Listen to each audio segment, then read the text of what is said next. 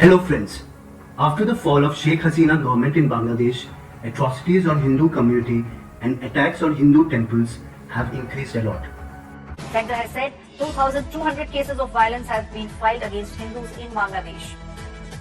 The data that is being given by the central government now, close to 2,200 cases of violence against minorities in Bangladesh. And this data is till the 8th of December. In the last 48 hours also, 3 idols in different temples across Bangladesh have been vandalized by miscreants. But how did a region surrounded by mostly Hindus, Buddhists and some Christians become Muslim majority?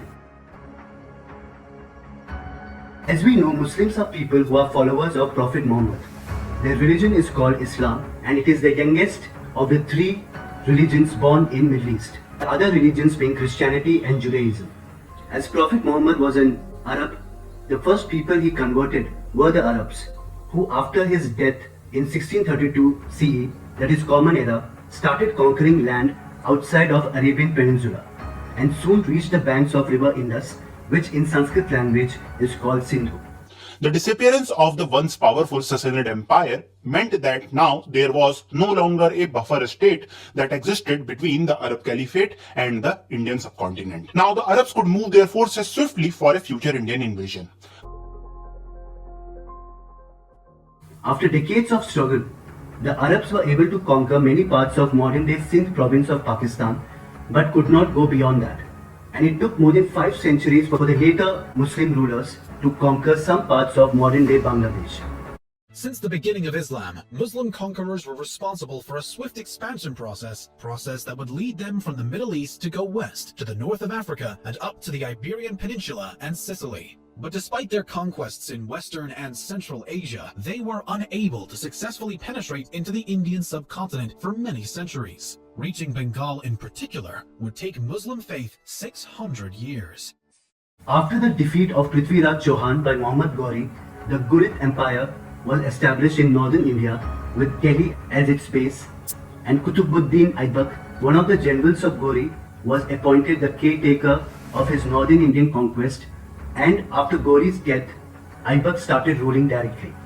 He was basically a slave, so his dynasty is called Slave Dynasty or Mamluk Dynasty. But another general of Ghori, Muhammad Bakhtiyar Khilji, was the first person who set foot in the Bengal region as a conqueror. He is the same person who is believed to have burned down the famous Nalanda University in present-day Bihar. Nalanda is one of the greatest universities of the world. From 5th century onwards, having such a very big university where students had come from different parts of the world. Nalanda has very old Buddhist tradition. It was a huge place. The range of the university is said to be 10 kilometers. The first modern university known as Bologna University in Italy, 10th and 11th century. Oxford University in 12th century. Cambridge University in 13th century. Just see 700 years before that one, you had an international university of greater magnitude here in India.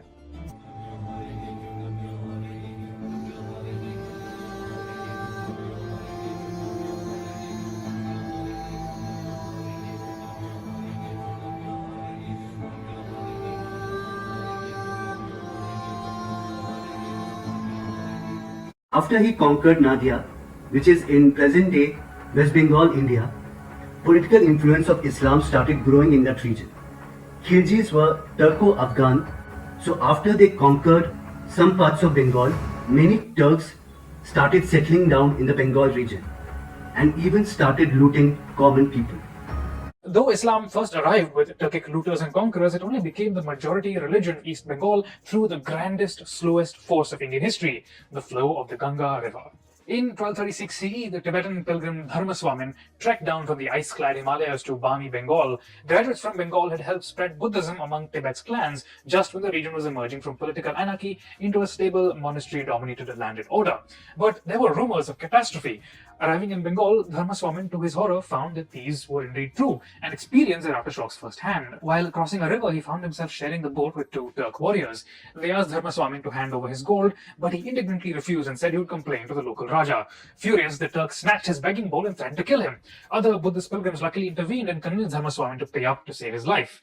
Now, this experience wasn't uncommon in 13th century Bengal. After the consolidation of the Delhi Sultanate in the early 1200s, bands of young Turk warriors had ventured down the Gangetic plains, seeking plunder. Their fast-moving cavalry easily outmaneuvered the ponderous infantry armies of Bengali rulers. They looted and burned Buddhist monasteries rich with centuries of donations and seized control of cities. Soon, the Turks became a tiny and conspicuously Muslim ruling class within a vast countryside.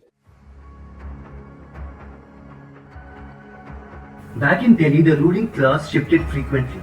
First came the Mamluks or slave dynasty, to which Qutbuddin-Aibak belonged. Then came Khiljis, after them Tughlaqs, and then the Lodhis.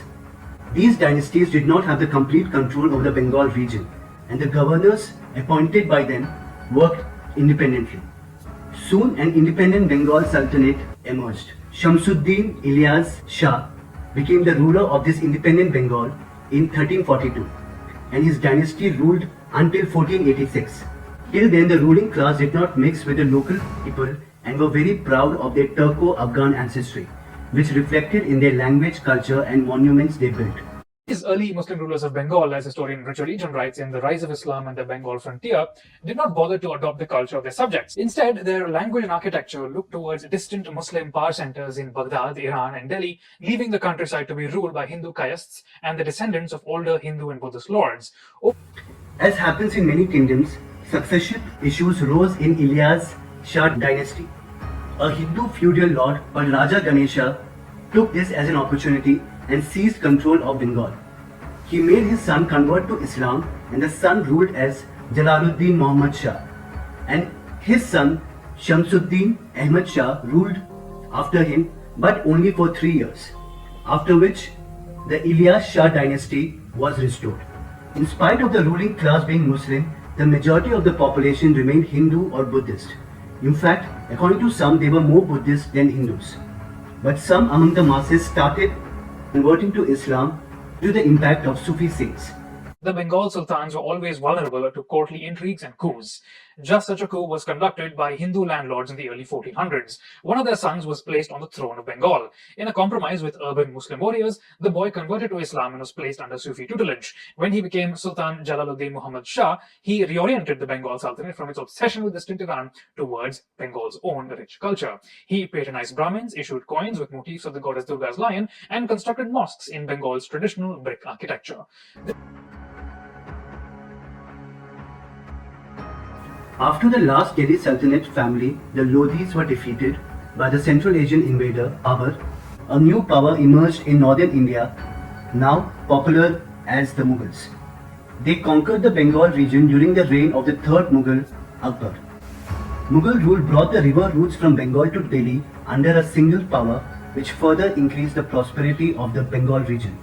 The rich Hindu merchants got newer markets to sell their goods like textile and agricultural products, and they used the extra income earned to further increase the agricultural cultivation by expanding to the east and by clearing the forest area.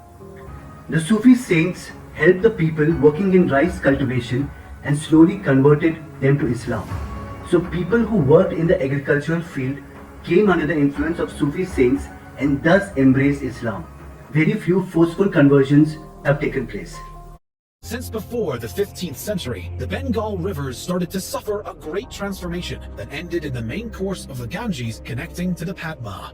This meant two things. Firstly, river communication made possible a greater economic exchange with other regions. Secondly, as the Bengali Delta and its rivers flow increased, agriculture exploitation increased greatly. As a result, rice production was so prolific that for the first time, rice became a major exportation product. This natural phenomenon coincided with the Mughal Empire's conquest of Bengal, and it was during this time that the agrarian base of the population took place. Until then, the region was still covered by a great deal of forest, and developing agriculture was at the hands of Muslim religions, who received, along with land grants, the task of clearing the forests for one part, but also of constructing mosques. These mosques acted as central cultural institutions for the local population.